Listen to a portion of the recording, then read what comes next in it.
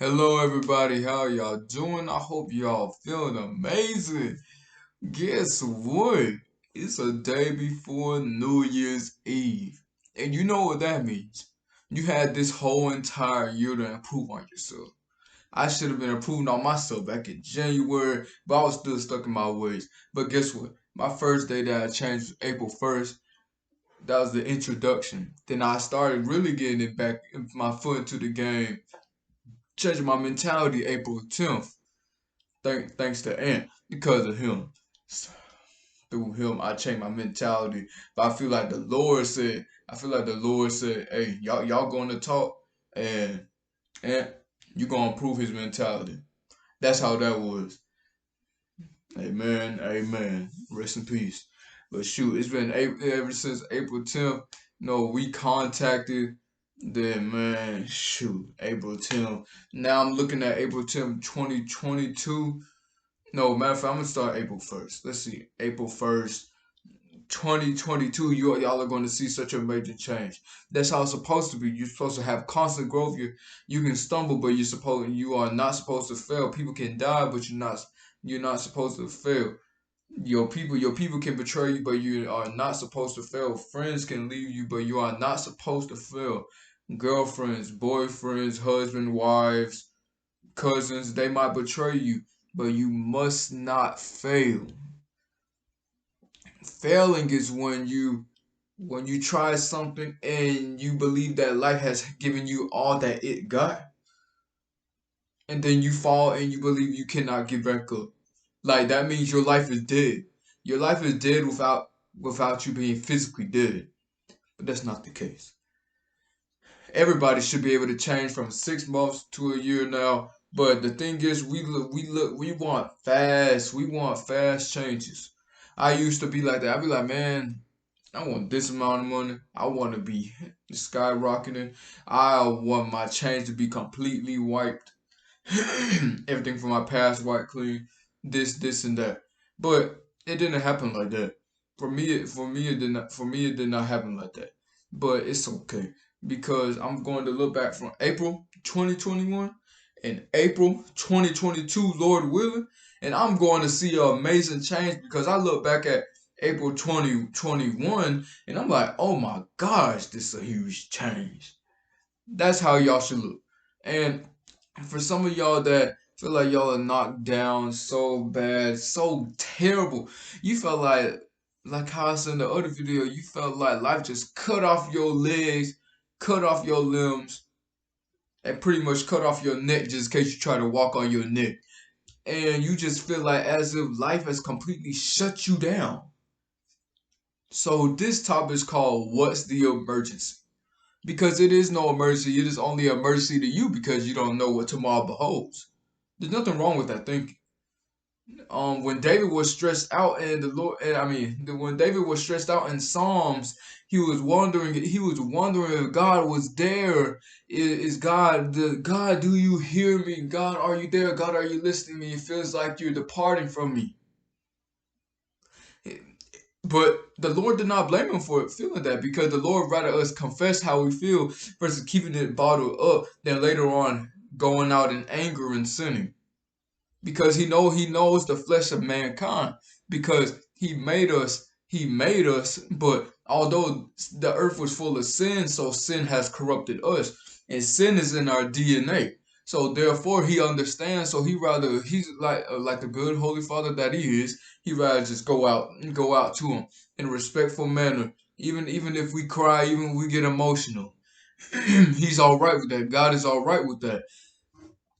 Like it's the funny thing is God is the judge of all judges, but he doesn't judge us. Like you get what I'm saying? Like you get what I'm saying? Like he doesn't he judges like on judgment day, he judges us according to what we have done, according to the good deeds and the sins, and which one has weighed more, and basically like a spiritual trial. So we're going the spiritual court, order in the court. All right. So he's a judge, but he doesn't judge us. Like because he knows our heart, so he doesn't judge fast. but he judges us on Judgment Day. And I just love that. I'm like, wow, how you gonna be I was like, wow, Lord, how are you the judge, but you don't judge my heart in a bad way? Like, you mold me into making my heart clean. I'm just like, oh God, you so good. Because I just be thinking, I mean, this is what happens when you, number one, this is what happens when you read the word day by day. Number two, you spend time alone with the Lord. You start to understand God time by time. Then moment by moment, you start to understand His perspective, which is awesome. It's awesome when you finally learn God's perspective in life. Then you go out in your life and do things differently and according, and you order your steps, or you allow the Lord to order your steps into His word. I just think it's amazing. But okay, number one, this is nothing for God. Like He understands you down. He's like this. You remember it was Peter, Jesus, the disciples. Peter had little faith because he saw Jesus walking on water. But Peter, right, it was stormy. Like it was so stormy. Like the storms were raging. They believed as if it was just outrageous. It was just everywhere. And so let's see. And they were on a wooden boat. And then so he thought that he couldn't cross over to Jesus for Jesus was walking on water. And then so Peter, since he didn't believe that, he fell in the water. Now, as soon as you lose faith in life, you become like Peter. Your life falls down it falls down. And if it wasn't for Jesus to help him instantly, it would have been bye bye to Peter. It would have been bye bye to Peter. You up with the sharks, whales, killer whales, whatever type of fish, or you might just die from no oxygen. That would have been bye bye for Peter. But Jesus is our helping hand. But you notice Peter was only able to get Jesus' help if Peter reached out his hand. Jesus had his hand out, but the Lord has his hand out for us every day. But we can only get up out of the water. We can only get up out of the water if we finally decide to grab on to the Lord's hand, because the Lord will pull us up and He'll go like that back to where we belong. So, for people that say, why does it not feel like the Lord is not with us? Number one, it's a test. Number two is a storm. He has to test your faith. He has to test how much do you really have faith in Him. And number three, you could get out of the storm just by seeking God. Because many of us can say we seek God, but sometimes we don't seek the presence of God. And I was guilty of that back then, because I would say I'll seek the Lord. I'll seek it. Like I'll read the Bible or what. Like you could read you can read the Bible and not be connected with the Lord. One wonder why I'm saying that? Because you could read the Bible with no heart.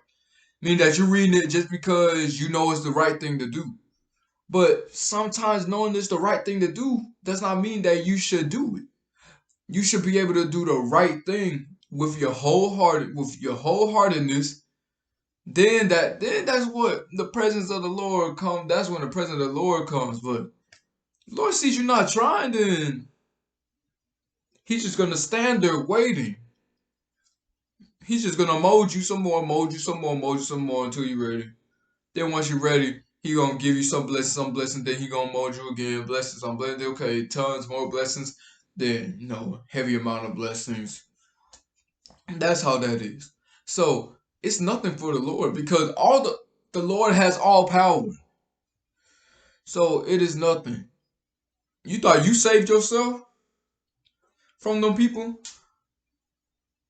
You thought them weapons that you have saved yourself? You thought you being in gorilla mode saves you? You thought you having that taser saved you? You think you having a record saves you? Saves you? You thought that degree saved you. You thought that family member saved you. No, it was God. It was clearly God. Have you heard of right place, right time? Come on now, right place, right time. You can't even have an explanation for a right place, a right time. Therefore, what is that? What is that huge gap? What is that huge gap that the unexplanatory gap, aka that's the Lord. Things that you can't like science always have a gap. You want to know why that it always has a gap? Because that gap is supposed to be for the Lord. And you notice how people have a void in their heart and it's unexplanatory. Everything that's unexplanatory is the Lord. All good, all things like what? Well, I don't know. Like people, Big Bang Theory. They don't have a full explanation. They don't have a full explanation. So tell me, guys, what would that void be? That void be that the no answer. That's the Lord. Like you could understand what I'm saying if you choose to understand it, or if you just a person that decides to believe in science only and believe that universe is all higher than hey, that is you. You go do what you want to do. But just know mine, number one, it's kind of common sense for I mean, me personally, I think that's common sense because I taught myself about the Lord. And then I read up on the Bible my wholeheartedness, and I seek the Lord. That's what that was. But I keep on getting off track because I just love talking about this. All right, but like I said, there's nothing. This is nothing for God. He has his he has his arm reached out for you. Are you going to accept the hand, or are you? Even says that you're not supposed to act independent. Yeah, you can act independent, meaning you probably don't need anybody, but you're going to need somebody, and that's God. And sometimes you cannot act independent towards people either, because you expect the Lord to help. Sometimes you expect the Lord help to help you, but He will help you. He will just help you in a different way. He will help you with people. then you're gonna have to destroy that. Oh, I'm independent mentality. Oh, I don't need nobody. Or there's some dudes. Man, I don't need nothing from nobody. I can do this all on my own. I'm 10 toes deep, straight from the dirt, straight from the gutter. All right. Then one time you're going to get knocked down so hard because I got knocked down so hard to where I needed help. And I was like, you know what, Lord, I'm going to stop being independent. But that's how he humbled me. Because with your independency, that's when pride arises. Because that's when pride arises. So around the summertime, let's see, 2021, around summer, around give me about June, my pride was more like July. My pride was destroyed, and I found out that I actually needed my companion more than I thought that I needed her. And the Lord sent her to be my helper. The Lord sent her to be my comforter. Because because here's the thing, and I know a lot of Christians feel this. We can feel loved by the Lord, but sometimes we just want to be loved by somebody. And the Lord put that in us for a reason because we're supposed to be fruitful and multiply. And number two, that's how we're supposed to show our love and kindness for everything that God created, everything, how we treat the things in the world, the individuals in the world, shows how we love God's creation. So, for example, if I treat her with love, respect, dignity, honor, value, however, compassion, romance, spiritual intimacy, etc., that shows that I'm taking care of God's creation. And sometimes, and God's nature, my bad, God's nature is God's creation. The God's people is God's creation. So it determines how we treat others because that's God's creation, and we show our love through treating God's creation. If you provide, you showing that you won't let if you provide, then you showing that you don't want God's creation to suffer. If you love, you showing God's creation that they can be loved. If you're protecting, you showing God's creation that hey, there's no reason to have fear. You're told to have not a spirit of fear. God's creation. That's why it says that we are living examples. We are living examples of Jesus Christ because how we live our lives is like a mirror for how people see Jesus.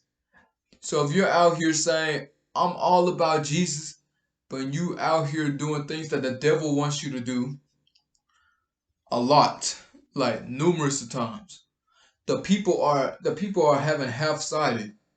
They're like, okay, so you hanging out, you clubbing, you smoking, you drinking, you throwing ones, talking to prostitutes. You throwing money. You basically okay. You throwing money for somebody. You throwing money at somebody for somebody. I mean, throwing money at somebody with cash. All right, that's the devil wants you to do. But then the next day you at the church preaching, or let's say if you're a person that makes YouTube videos. I mean, you out here doing that. Now the people are confused. Yeah, the Lord is forgiving, but now if you are a leader, you're allowing people to see, hey, this is not bad. So I can put up a front and say I'm for the gospel. Then in privacy, I can do this, that, and the third. But even if you do not get caught doing bad things, the Lord sees you all the time. And I used to not like it when my mother said that, hey, the Lord sees you, but it was the truth. And sometimes when you are young, and sometimes no, it does not have anything to be young because there are people that are like 30s and 40s that are still have a child mind, like they didn't grow out of the First Corinthians 13. I talk like a child, I walk like a child, I acted like a child. Or when I talk like a man, or if you a woman. But when I became a woman, you know, I became a man. I became a woman. I did the things that a man and a woman is supposed to do. I took responsibility, accountability. Some people haven't grown out that First Corinthians 13 mindset. None of them have. Because people love to talk about the love part of First Corinthians 13. Love is kind, love is patient, love has trust. There's 11 different phrases for love. If we're not talking about if you have love, the if you have love phrases. If we're counting those, that's about 15. But they don't love to talk about the acting like a child part, like acting like a child, talking like a child, singing like a child. They don't like to talk about that. Dang. Ooh, that was all on. See, I branch off. So really, this is why I love to branch off, guys. I do not like to talk about one topic because I don't like to talk about just one straight like subtitle because if I'm talking one straight subtitle, it's like I'm talking to a robot. So I talk about the subtitle, then I'll have connections, connections, and connections so y'all can feel like as if I'm in y'all presence because I want y'all to feel like as if I'm in your presence. That's why it's taught with so much expression, so much passion. Not only because it's my desire to do so, but it's because y'all deserve to feel like y'all in the room with me. So if I had to do a virtual hosting, I want y'all to feel as if y'all are in the room with me. I'm not gonna be like, this is nothing from God. This is nothing for God. What you go through, the Lord will help you through. I'm not going to be like that. I'm going to do that. Subtitle part one, subtitle one, part A, B, C through Z. Then if I have enough time, I'll go to the second one or third one. That's what I will do. God, I don't want to make it boring. I don't want to I don't want to limit y'all wisdom of the Lord. If I have the wisdom, I'm going to express it. This is no, you only get 3 subtitles, no other sections, because I'm doing it for free. No, I'm doing this. I'm doing it free because I'm not going to charge y'all for this. Number two, if Eric Thomas, that's my mentor, that's my virtual mentor. If Eric Thomas did not do any motivation, if he did not do any motivation for free, I don't even know if I will have motivation. So that inspired me not only because y'all deserve it, but because I saw other people who are successful do it for free. For sometimes when you're in business, you have to do some things for free, aka free trial. So the YouTube is the free trial, and the other services are paid. They're profit. But the YouTube videos, they're not profit. They're not profit. Now if I monetize it, y'all won't be paying anything if I monetize it. No, y'all won't have to pay anything if I monetize it. That'll be YouTube for all the views. Cause I can't make y'all pay for this.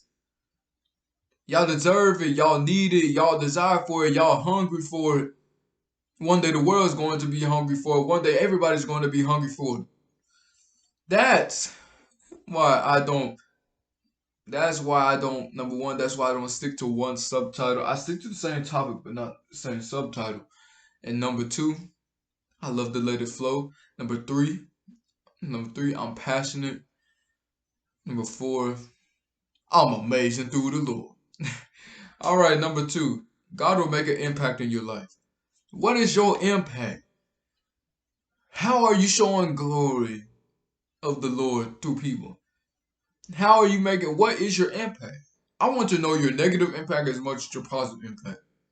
Because if you know your negative impact, you ought to know that you need to change your negative impact. And if you got younger ones looking down and looking up at you, you ought to change your negative impact. Because I was on break. I was on break just chilling on. I was on my personal phone, and I was Instagram. Then I saw my cousin post.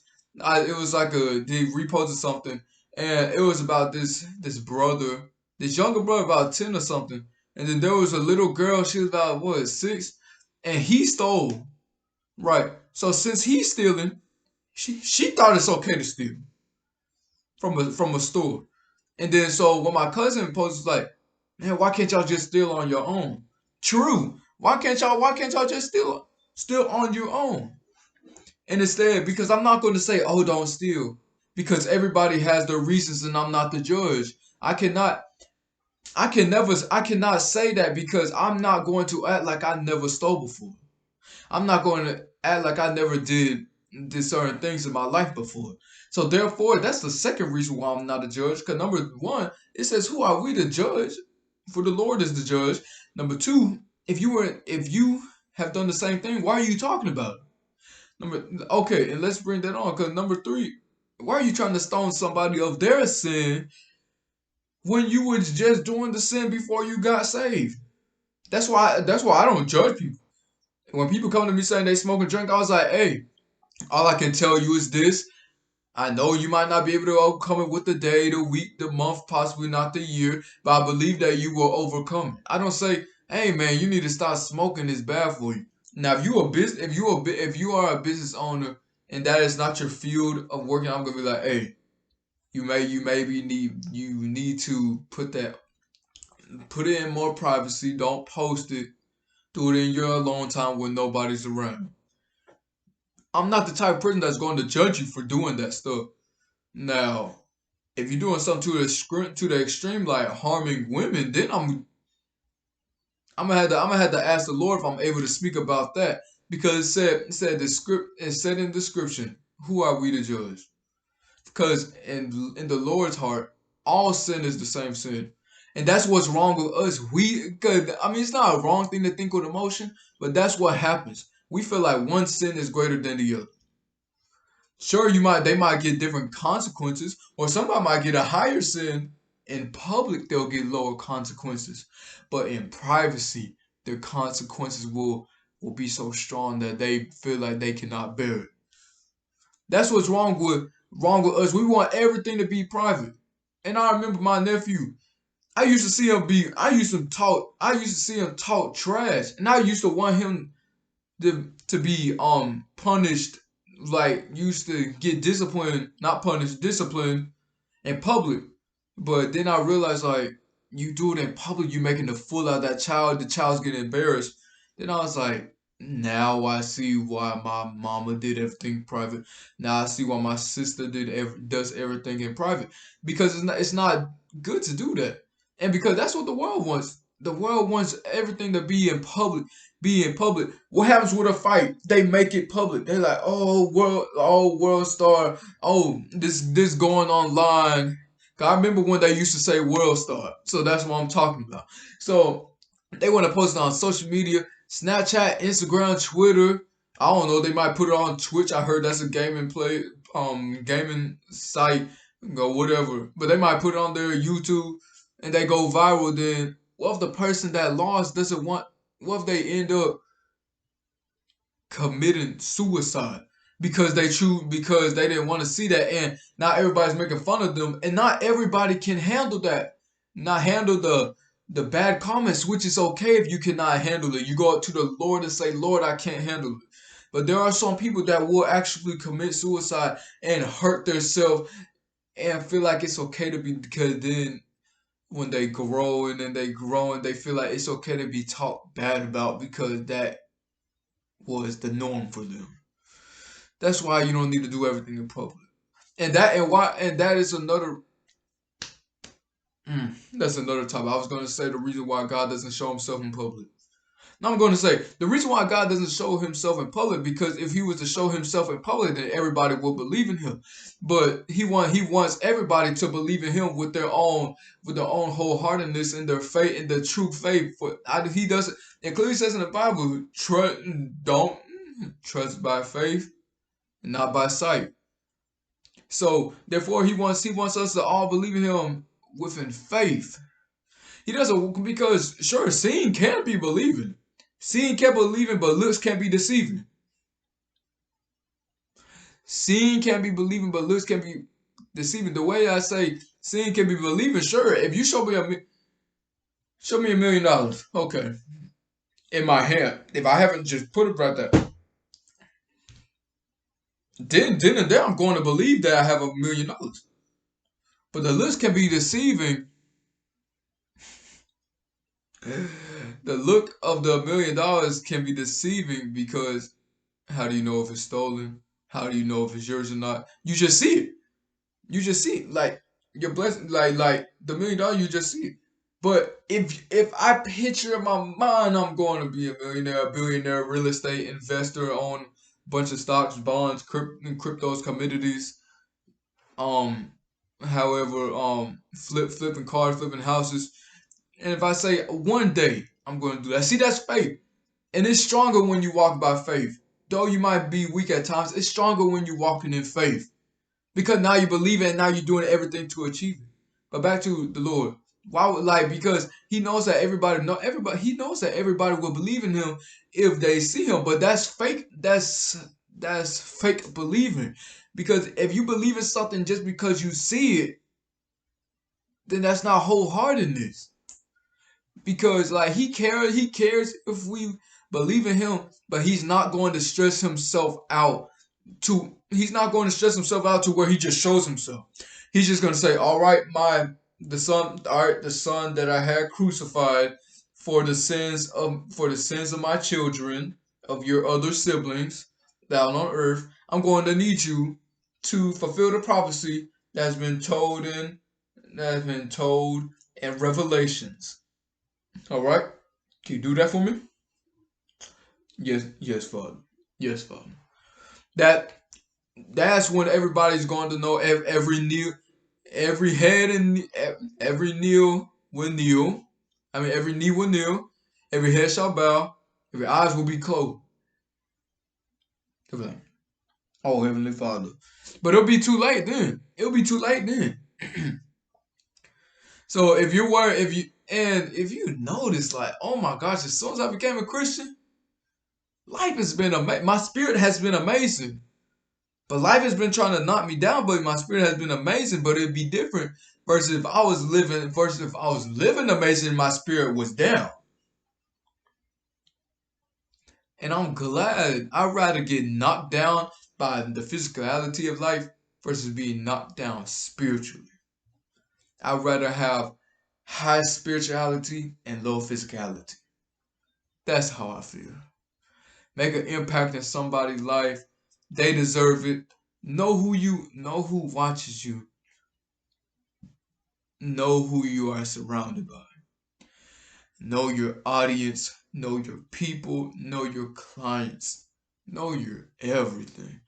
You have to be known to what? You have to be known to everything. You have to make an impact because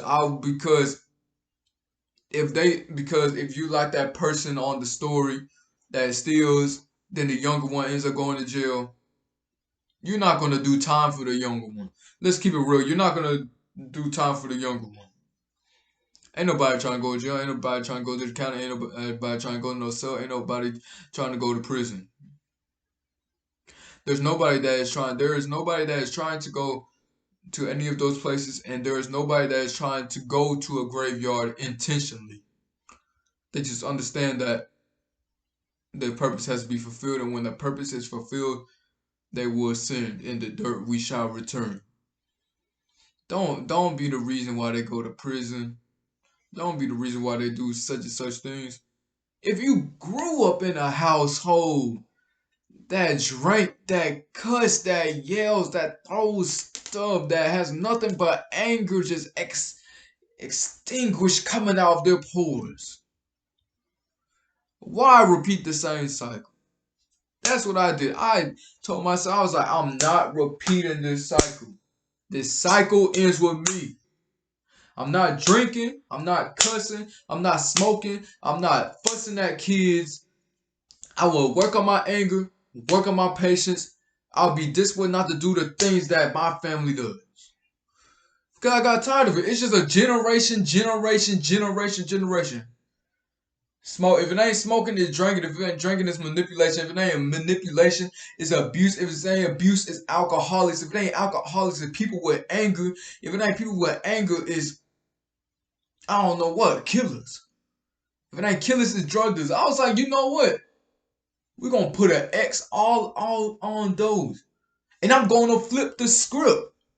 I'm going to flip the script, and I'm going to make sure that it starts with me. The anger starts with me. The drinking starts with me. The manipulation starts with me. All of that starts with me.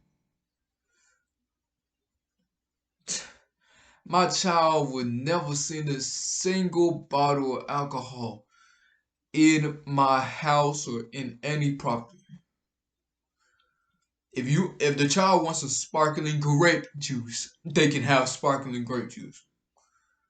Matter of fact, I'm not sure if I'll do sparkling grape juice because they are going to think that it is wine. Then they will believe that it is okay to drink wine, and they will be like, oh, this doesn't taste bad. Wine should still taste the same. So no, I'm not even doing that either.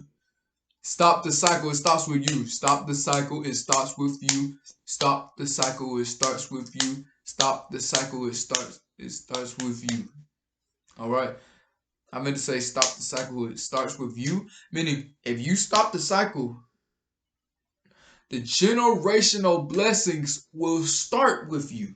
So since I'm stopping all of that without having a child to mold me, without having a relationship to mold me, without having a father or a mother to mold me, it's just nothing but me saying, I've had enough with this.